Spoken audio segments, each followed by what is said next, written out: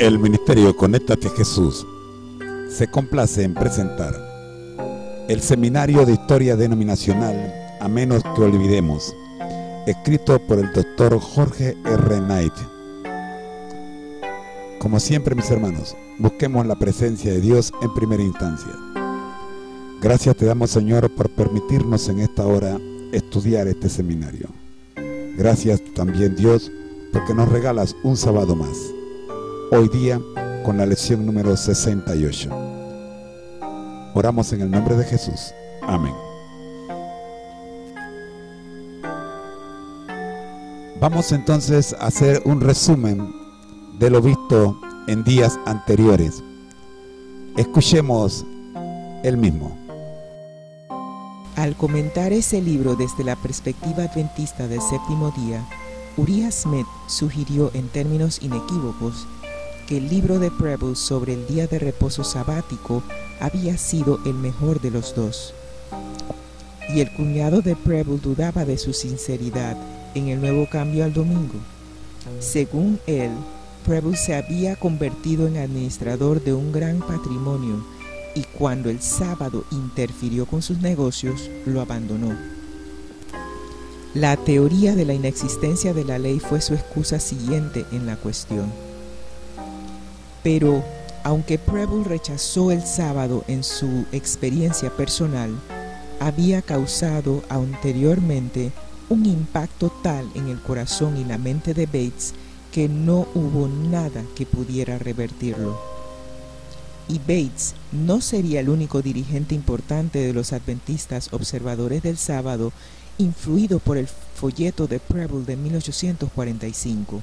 En la primavera de ese año, cayó en manos de John Nevis Andrews, de 15 años, quien se convirtió al tema del séptimo día.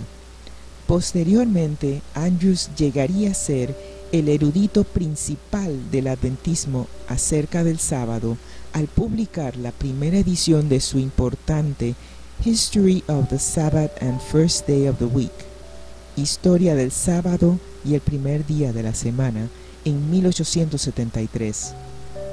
Y Rachel Oakes, la persona indirectamente responsable por presentar el sábado a Preble, ella guardó el sábado por el resto de su vida, pero por mucho tiempo no se unió a la iglesia adventista del séptimo día debido a ciertos rumores que había oído acerca de Jaime y Elena White.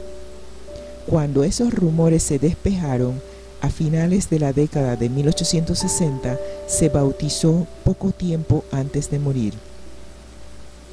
Ella duerme, escribió S.N. Haskell en su obituario, pero el resultado de haber presentado el sábado entre los adventistas todavía vive.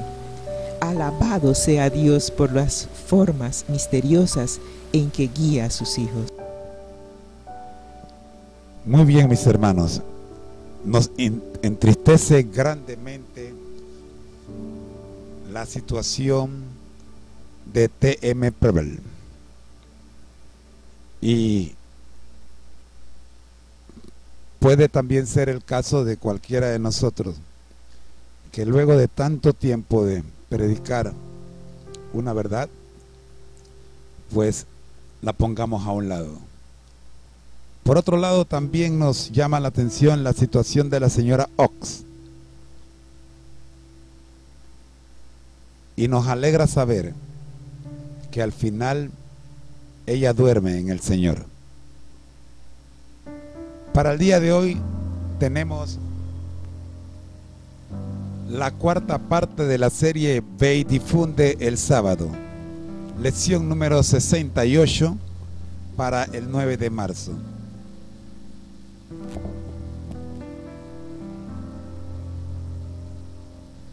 Nuestra lectura bíblica se encuentra en Hechos capítulo 18, versículo 9. No tengas miedo, sigue hablando y no te calles.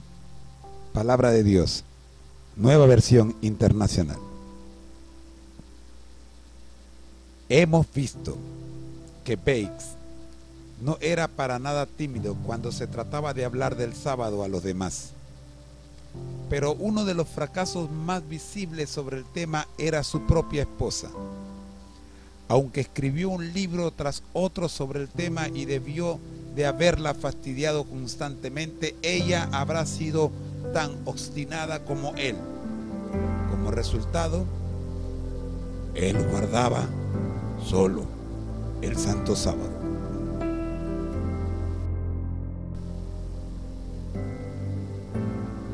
Según la tradición de Firehaven, el capitán Bates solía llevar a su esposa en el carro a la iglesia cristiana el domingo, pero él no entraba a adorar en el día de reposo del Papa.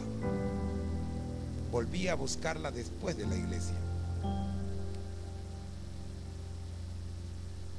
La buena noticia es que Prudence Bates aceptó el séptimo día en 1850. Las oraciones de él, su ejemplo y la paciencia impaciente finalmente habían dado resultado. Al igual que muchos de nuestros amigos y familiares, aparentemente ella escuchaba cuando parecía que no lo hacía. Bates recibió más buenas noticias. Con la conversión de Jaime y Elena White al séptimo día, probablemente en noviembre de 1846, o sea, unos 4 años antes de que su esposa hubiese aceptado públicamente el séptimo día como día de guardar. Posteriormente, Jaime informó que al leer el 7 Days Sabbath a Perpetual Signs, el sábado una señal perpetua, de Bates, me establecí en el sábado y comencé a enseñarlo.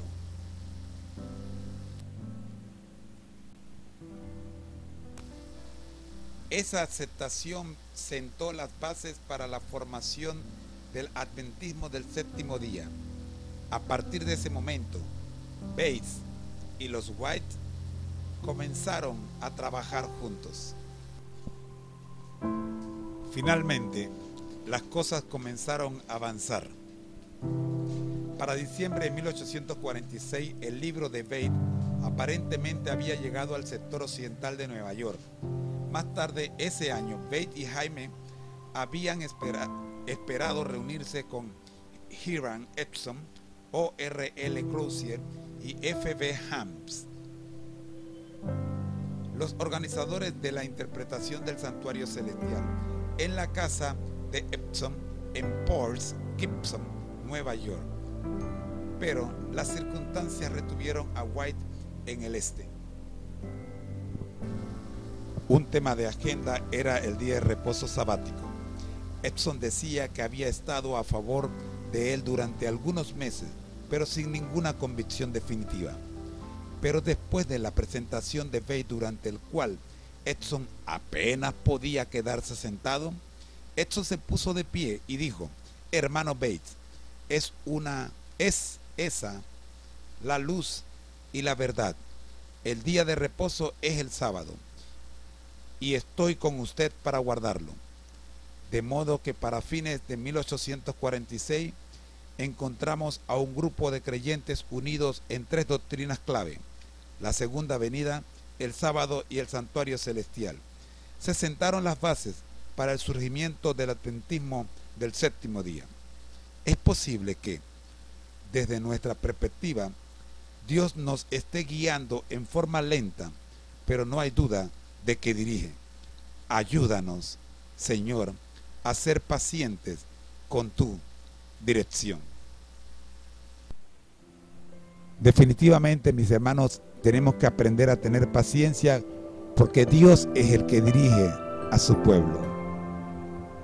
Ha sido una presentación del ministerio Conéctate Jesús, en las voces de sus hermanos Rosita y José Moreno. El Señor los bendiga. Nos vemos el día de mañana con esta interesante historia.